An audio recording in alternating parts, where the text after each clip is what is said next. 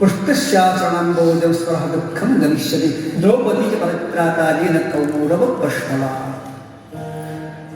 100 કૌરવો હોવા છતાં પણ 5 પાંડવોને જે વિજય અપાવ્યો હતો એ ભગવાન કૃષ્ણ ક્યારેય ગયા નથી.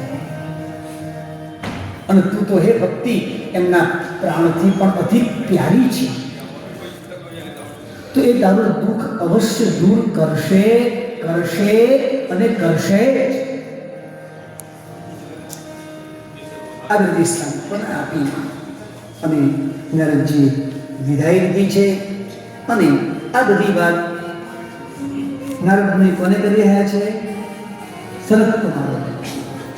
અને એ સનત કુમારોએ જ્યારે નારદજીને એમ કહ્યું કે તમે જ્યારે સૂર્યને અર્ઘ્ય આપો અને એ વખતે તમારા મનની અંદર જે વિચારો ઉત્પન્ન થાય એ વિચારો દ્વારા